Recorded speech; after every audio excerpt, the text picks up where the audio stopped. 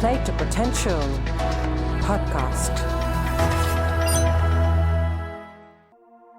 Hello and welcome to the fifth conversation at the Play to Potential podcast series. This is Deepak Jayaraman here, the creator and curator of this series of conversations. My guest this time is Professor Kartik Hosanagar, who is a professor at the Wharton School of the University of Pennsylvania. Kartik has been recognized as one of the world's top 40 business professors under 40. He's a co-founder of Yodle Inc, a venture-backed firm that's been listed among the top 50 fastest-growing private firms in the US. He served on the advisory board of Milo Inc, which was later acquired by eBay, and is involved with other startups as either an investor or a board member. His past consulting and executive education clients include Google, American Express, Citibank, just to name a few. Without further ado, over to the conversation. Kartik, thanks for your time. Excited to be talking to you. Thanks for having me. I'm pretty excited too. And Kartik, again, you've sort of been a award-winning professor for several years at Wharton, and you've also been active in the digital space in the entrepreneurial ecosystem. So during the conversation, I'd like to touch upon both themes. One, about academics as a career choice, and second, leadership in young organizations. So let's start with the first one, Kartik. Again, rewinding the clock, you're an alumnus of BITS Pilani. Give us an insight into how you thought about academics as a career option at the time you took the plunge. Well, so I think one has to rewind back to the late 90s. And I think there were two factors at play at that time for me. The first was that I think in India, the kinds of jobs that were available were very different. And from an entrepreneurial standpoint, there wasn't much of an ecosystem. So I think the only kinds of jobs that a lot of my classmates went to were typical software development jobs. Mm-hmm. And I spent some time doing that. And while I enjoyed technology, I didn't feel like, I wanted to be a software developer long term. Mm-hmm. And I was more interested in the business side of the tech industry. And so I was really thinking about, maybe a tech-focused MBA or something of that sort. And pretty much most people did one of two things during those days. They either took up a job at an Infosys, a Wipro, or some MNCs had just come into India at that time, like Novell, Honeywell, and I'd worked at Novell and Honeywell. Mm-hmm.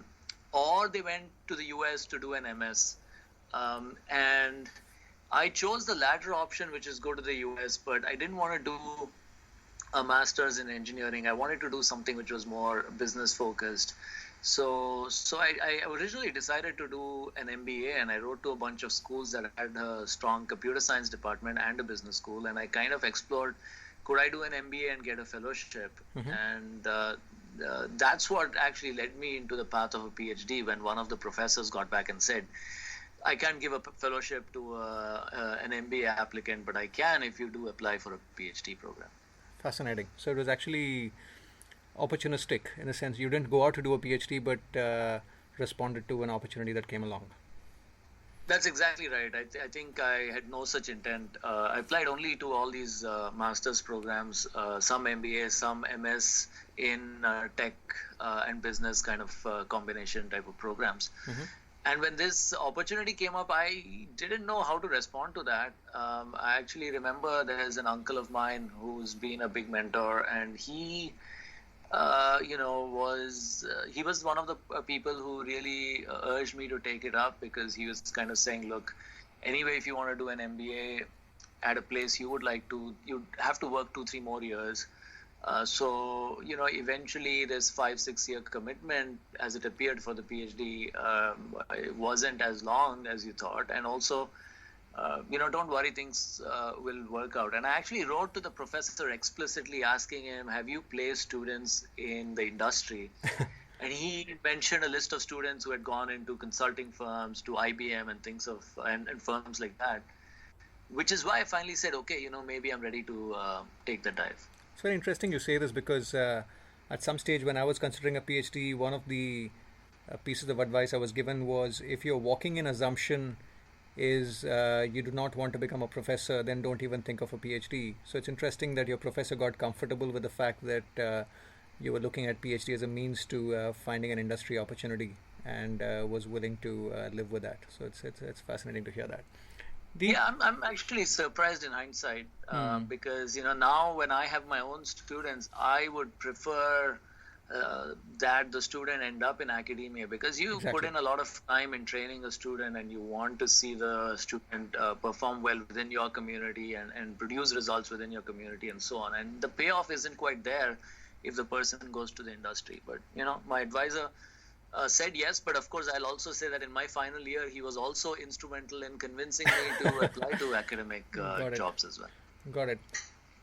The other piece, Kartik, is one is, again, at the time of making the decision, we often don't have a realistic sense of what the journey looks like. But having been on this path for a while, give us a sense of the reality of this path, right? Again, I'm curious about what the highs are like and what the lows are like in the path. And the reason I ask is the academic path is a bit like medicine. It's a long pipeline before you see the light at the end of the tunnel, right? For a minute, if we look at the years to complete a PhD plus the years it takes to get tenure, it's a non-trivial pipeline. So it'll be good to get a sense of the reality of the journey, the highs and the lows. Yeah, I'm glad you asked me that, because while I told you what was my path and I sort of followed it in an opportunistic way without necessarily planning, doing the research and so on, I would never recommend that path to people, because people do join academia, drop out during a PhD program during their academic career. So understanding that process is useful. As you said, it's a pretty big time commitment. When I joined my PhD program, I was told that the median time to completion to PhD in my program was about 6.5 years. I was fortunate to finish it in 4, but let's say you take it as 6.5. A tenure path is again 6 to 9 years. So you're talking about committing anywhere from 12 to 15 years to get to the point where you're a tenured professor. But for most of that period, the pressure is on, and there are, you're a student for a big chunk of it and so on. So you cannot do it because you have a relative who has a PhD, and you kind of say, hey, 3 uncles are professors or a PhD, so I'll do it. True. You can't do it because somebody says it's a stable job. So I think you have to like going deep into a subject. You have to be a self-starter because there's no one breathing down your neck. So I think, at the end of the year as an academic, there's an assessment done that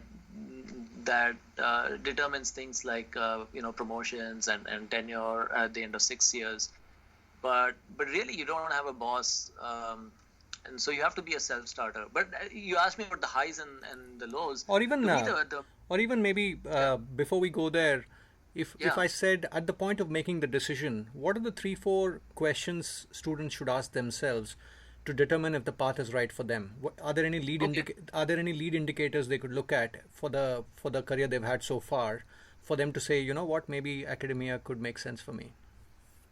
Okay, that's a good one. So I'd say the lead indicators for me, one, you have to enjoy going deep into a subject. So, my wife's advisor once described this to her as, more and more about less and less. So you keep going deep and you keep specializing. So you have to have that level of interest in going deep. That doesn't mean you don't like breadth. I'm a person who generally prefers breadth, which is why I'm in startups and those kinds of things. But you also have to have an interest in going deep. So that's one. I think the other one is you should be okay working alone. It is not a social profession. You're not like in industry jobs. You're not working with large teams towards a common goal. You're typically working with closed doors, all alone, thinking deep about a problem.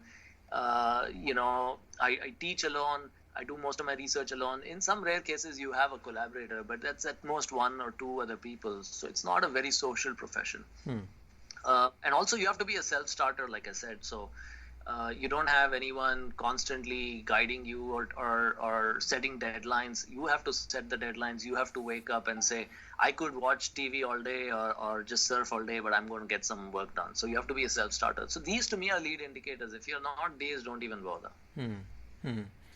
And moving on to the highs and the lows. Oh, yeah. So the highs and the lows, again, these are things I didn't appreciate then, but now I can reflect and kind of say, to me, the high, which I didn't know back then, is the flexibility that the profession affords. You set your own schedule. You have no boss. Now, don't get me wrong, there is hard work involved, but it's very independent. And so you get to pick your own projects, your own problems. So it's not because, a client is paying you, you have to do this, even if you're not excited about this. So you do it because you care about that problem. So the good news is you go deep, but you can pick what you go deep in. Got it. And so in that sense, I would say the high is essentially that it's very entrepreneurial without the risk profile of a startup entrepreneur. Interesting. The low for me personally, when I faced it was when I was in the second or third year of my job at Wharton, where it had been roughly a year and a half since I had successfully published or gotten a paper accepted at a journal. So all those papers I was submitting to journals were coming back rejected, and I was working weekends, evenings, and working alone. Like I said, it's not social. And so and then I had just started my startup called Yodle around that time, and that was doing reasonably well. So I was kind of tempted to leave this and go towards a company that was doing much better. So I think the lows are the kinds of things I mentioned. You have to work alone. You need to, you don't have much of a team sharing the lows with you.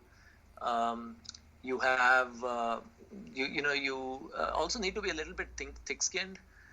Because academia is kind of a very objective profession, so people will just say it as is in terms of the problems with your work, and you have to be thick-skinned and objective. So I think these are some of the lows. And again, you probably alluded to it, but if I were to ask you, what are the 2-3 things that really take people by surprise after they've joined the profession, right? I'm always curious about the fact that people make a decision, a career choice based on a bunch of assumptions, and then there's the reality of that career path. So if you had to look for patterns, are there 2-3 things that really take people by surprise that they don't account for at the time they took the decision? Yeah, I've had, for example, when I started my PhD, many other PhD classmates dropped out along the way.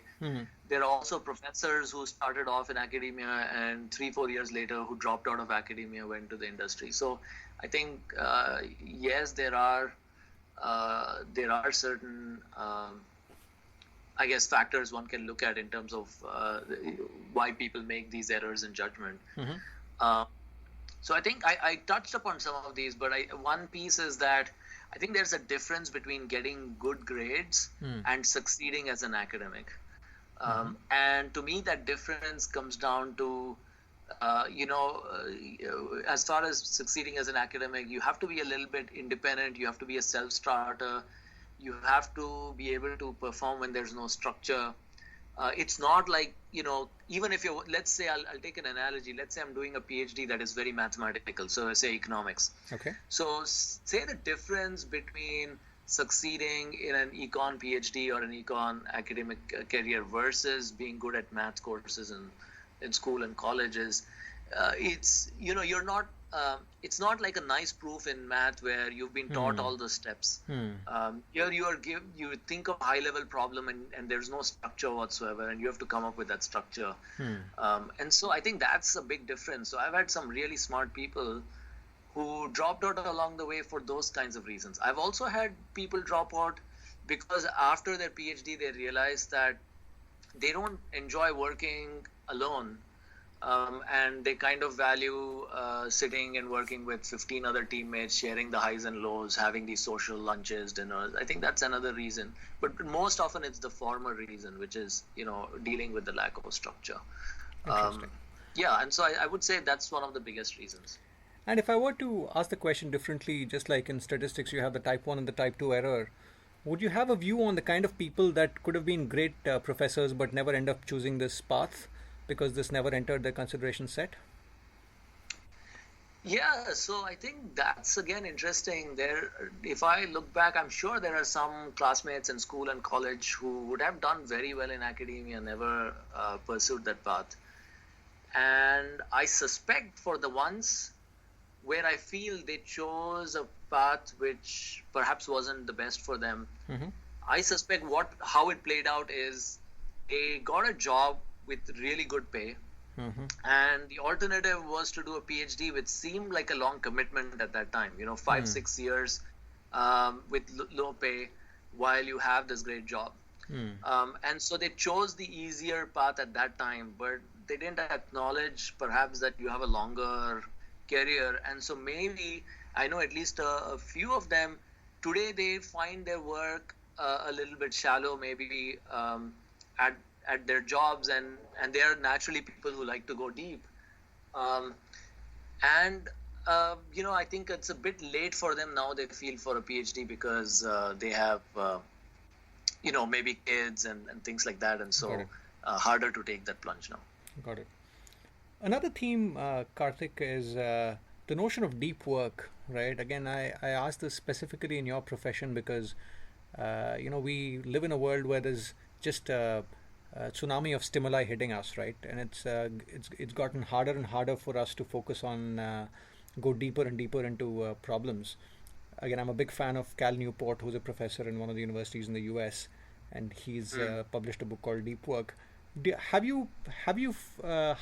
ask the question differently. How has technology impacted productivity in the world of academia?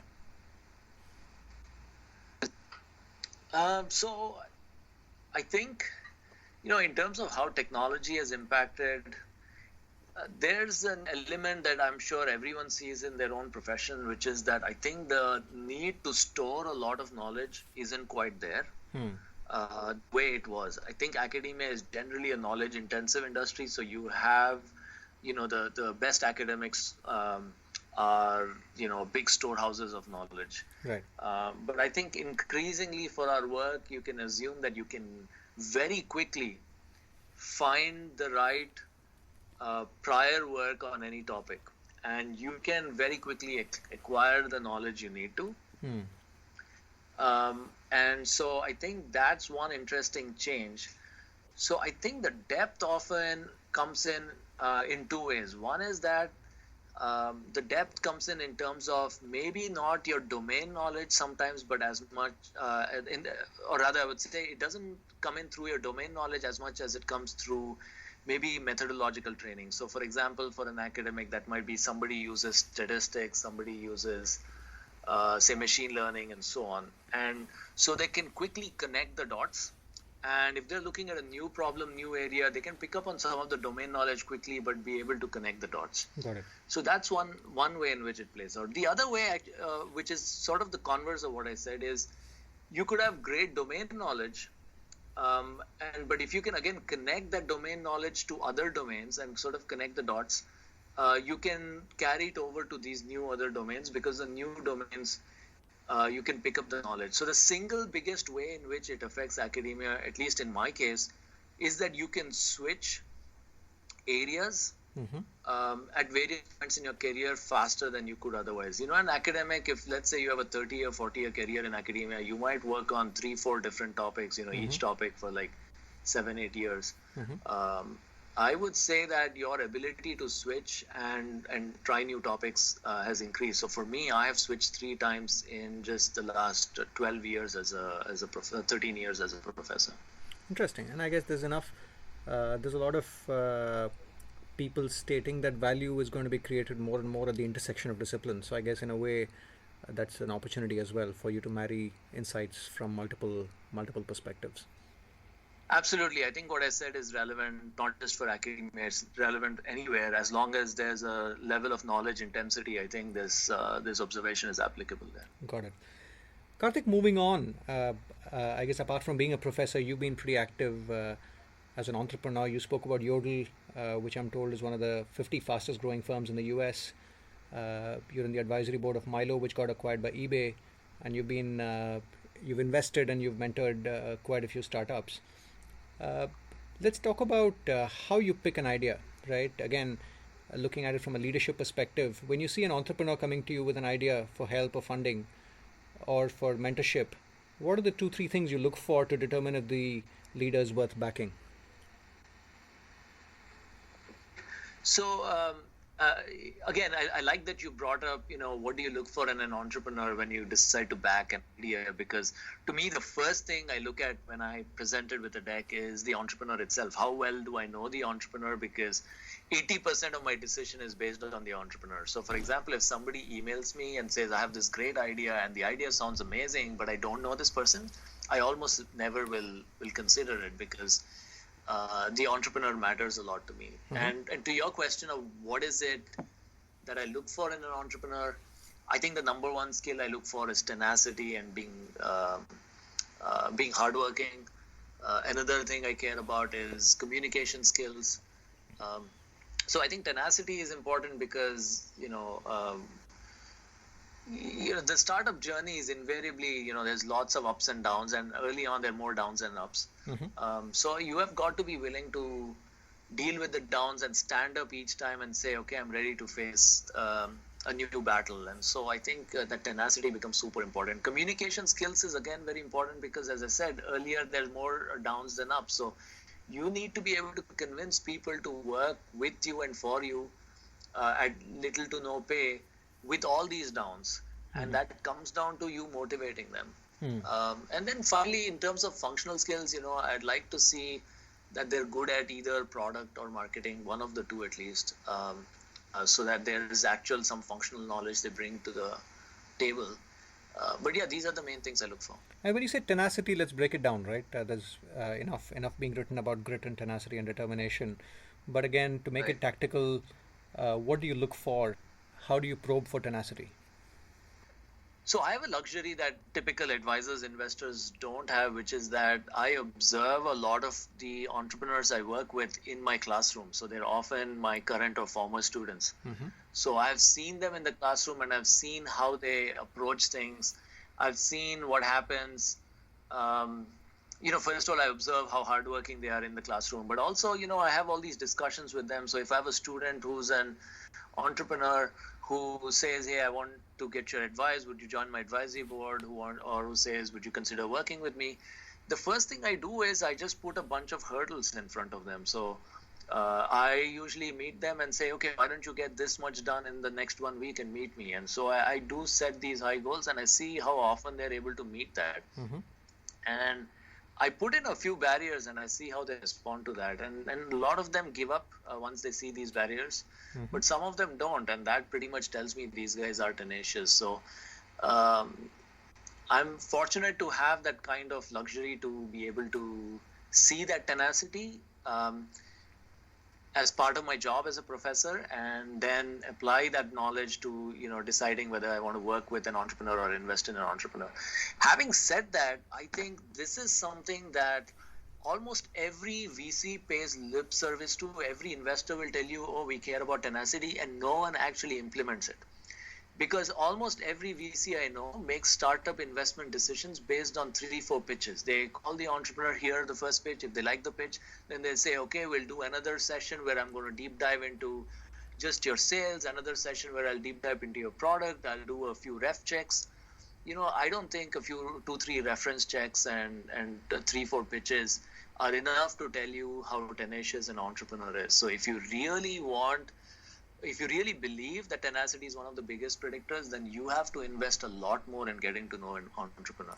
And maybe building on that, Kartik, to make it tactical, for a minute, if you didn't have the luxury of observing them like you do, if it's your student starting it, if it was somebody third party coming to you for advice, what would you do to determine if they're tenacious or not?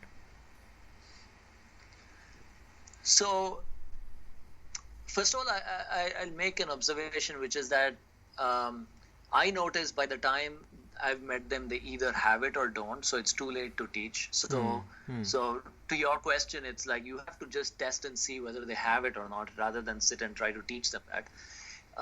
My sense is that it probably comes from their childhood. Obviously, I don't have a window into all these students' childhoods, but I suspect that they have faced somewhat tough situations and handled it on their own. They often don't have parents solving the problems for them. And so my sense is these are the things you're looking for. How do you actually test for tenacity? I would do it exactly how we do it with my students, which is place some barriers and see how they go around these barriers um, to convince you. So I think those barriers are helpful, and there's this famous talk by former CMU professor Randy Pausch, and he says that um, these barriers and brick walls you run into, they're there for a reason. It's to convince you how much you are really care about something you're going after. So it's kind of like that. I think you just put these barriers and see how they navigate them, and I think that's the simplest way to tell it. And by the way, on this subject, I'm by no means an expert, but Sure. my colleague here at Penn, Angela Duckworth, Yep. she actually studies tenacity, That's and correct. she's got a great book on this called Grit, which I'd highly recommend to your listeners. That's correct. That's correct. I'm a big fan of her work too. Um, Moving to a different related topic, Karthik. Again, if we let's focus on the journey, right? Again, I'm curious about how the leadership ask shifts along the way, right? Again, I specifically asked this in the case of startups where young leaders, students, of course, students to places like Wharton come with experience, but still on the spectrum, one could qualify them as young leaders. Give us a sense of how you see the leadership ask shifting and what are the inflection points the way you see the startup grow. Yeah, so I think early on, you are operating in an environment where there's complete lack of structure and resources. So, the question is, how do you even start? How do we get the resources we need? How do we convince the right people to join? So the leadership ask at that point really is, can you thrive in unstructured environments? And also the leadership ask at that point involves holding on to enough control to be able to influence outcomes. And so with the lack of resources, you cannot delegate away. You have to take charge and you have to take control. So I think, to me, handling lack of structure and maintaining control and using it effectively are the big leadership asks early on. Later in the life of a company, it almost is like a switch that flips the other way. You have lots of resources, and the question then almost becomes, how do you build more structure to let employees thrive so that they don't have to solve basic problems and they can assume the structure is in place and just execute away. You have to build a very strong management team, hire able people, and you have to let go of control and let them run with it. And if we could, And if yeah. Karthik, if we could map this with the funding cycle for a minute, if we could take those moments in time, let's say Series A funding, Series B funding, would you be able to map the shifts in leadership requirement with some of these points?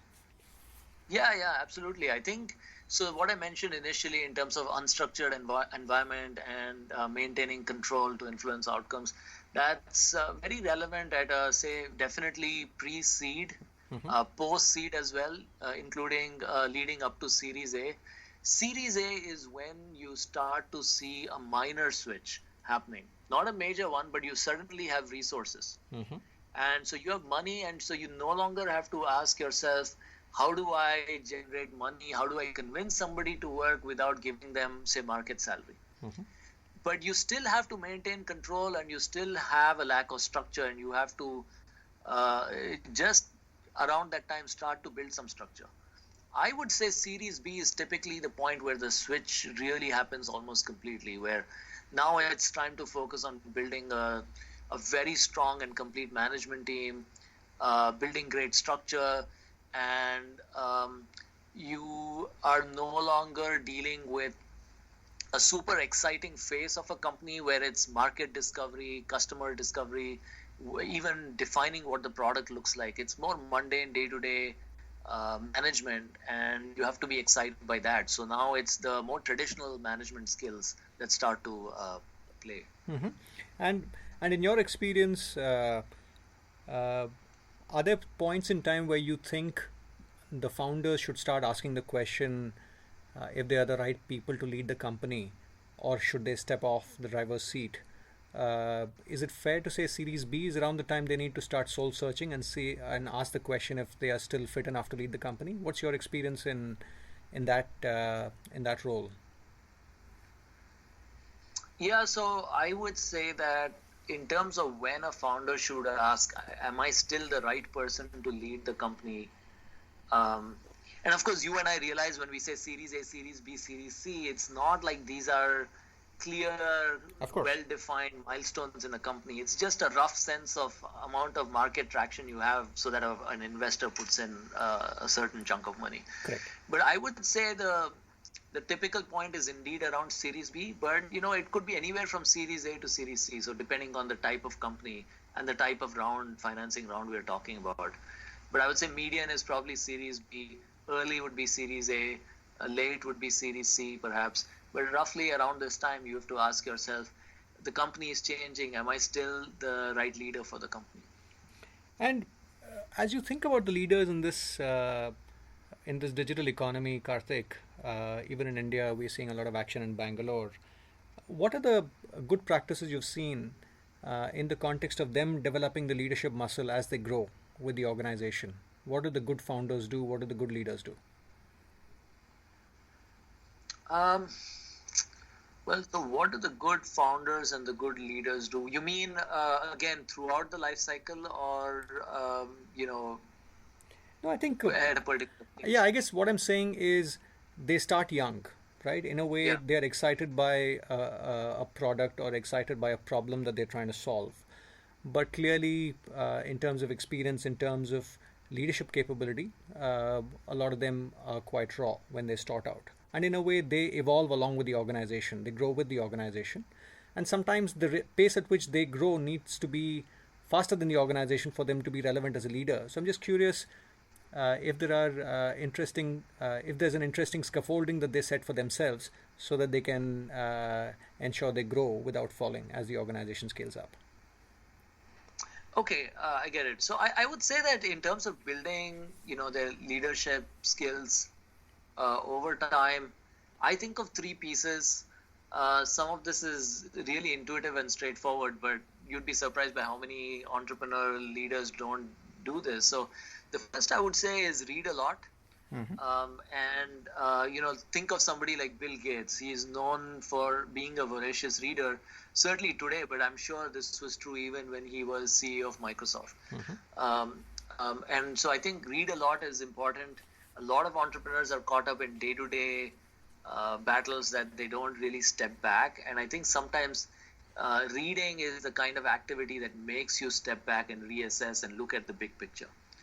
The second I would add along the same lines is having great advisors who have solved the problems you expect to face in the next couple of years. So again, it's identifying people who have been through this journey and kind of saying, having them around so that you can tap into them is useful. And in fact, this also relates to your earlier question about, when should a founder ask if they should step off the driver's seat and let somebody else take over. I would say it's almost impossible for a founder to do objectively. And one needs mentors and advisors from day one, people you trust and whose trust you have won, who can help you think through this. And so that's one example, but more generally for all the kinds of leadership questions and issues you face, it's good to have advisors who have been through this path and who you can learn from. And finally, some of it is just learning by doing. And so you might read a lot, you might have great advisors, but still your own situation may have its own unique nuances where it's not easy to just carry over the lessons and insights from those settings into yours. So you have to just learn by doing. And you will make mistakes, but the key is to introspect and learn.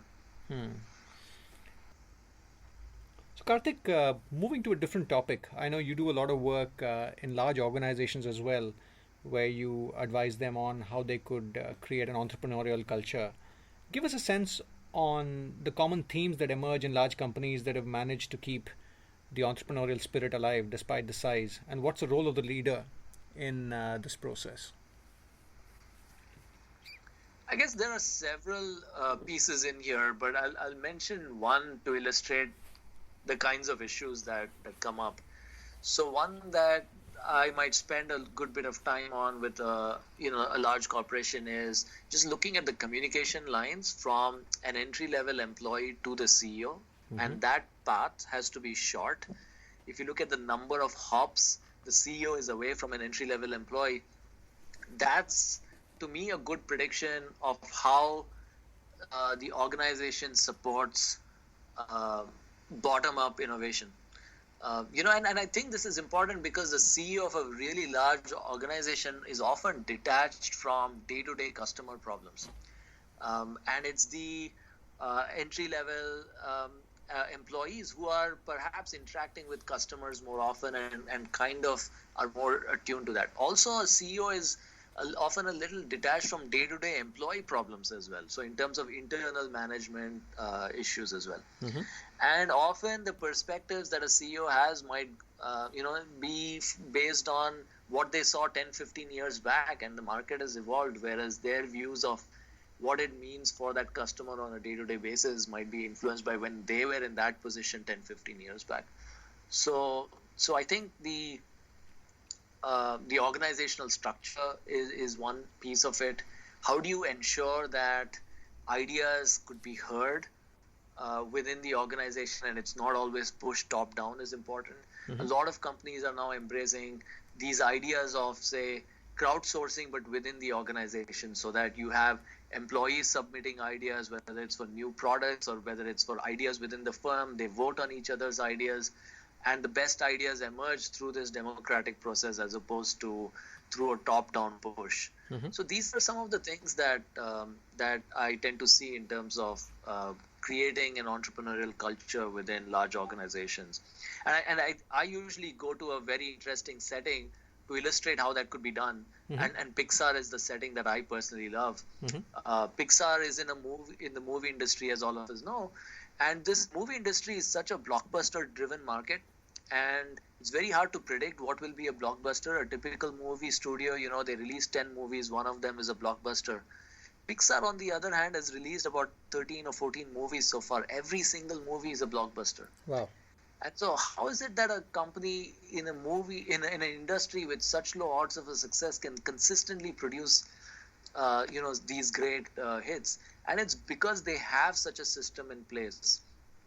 Every time they try and make a new movie, it's not the big guys in the company saying, okay, this is our next topic. It's again a bottom-up process where ideas, every employee can contribute an idea. They have a process wherein all of them vote on each other's ideas, and a movie worth pursuing emerges through this kind of a democratic process. So I think they've created such an organization, such a culture. They've tried to make it not too hierarchical despite their size. So these are some of the lessons that are, I think, applicable for any organization trying to build an entrepreneurial culture. That's fascinating. And just picking up on the Pixar example, what about it makes it a competitive advantage which is hard to replicate? So I think processes in general are ones where, you could hear about the process. It sounds like, it makes good sense, but to actually implement it and to get it going and make it work well is actually a big competitive advantage.